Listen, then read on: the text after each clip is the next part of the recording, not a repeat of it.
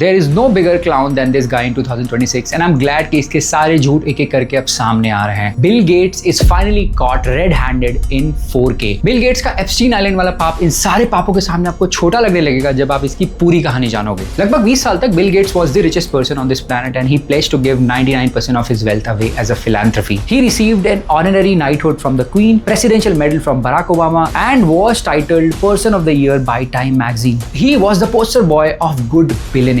But it was all a lie. It was all a ruse. An image created and crafted so carefully that no one would even dare or think about questioning Bill Gates. देखो, Bill and Melinda Gates Foundation दुनिया की सबसे richest philanthropic organization है with a net worth of $77 billion.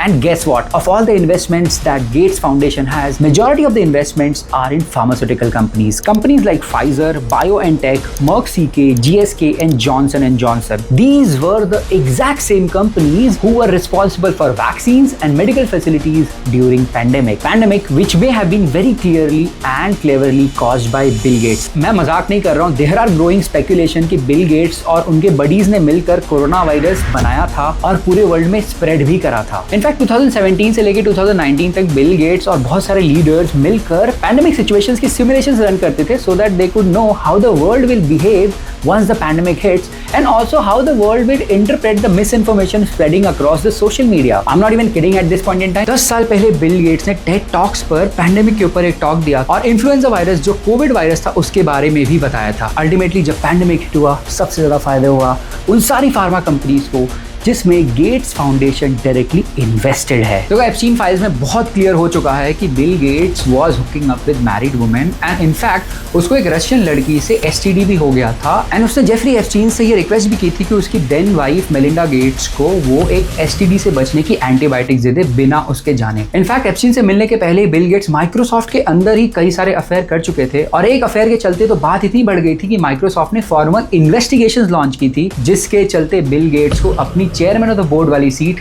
से resignation देना पड़ गया। Of course Bill Gates will deny it कि उसका जेफरी एप्स्टीन से कुछ लेना देना नहीं था। Everybody will deny it but the real question is ये सारे बड़े बिलियनियर्स कब तक पॉडकास्ट पे जाके अपनी सफाई देते रहेंगे? कब वो टाइम आएगा जब इनको कोर्ट कचहरी में खड़ा करोगे? कब वो टाइम आएगा जब इनको जेल की सलाखों के पीछे भेजा जाएगा?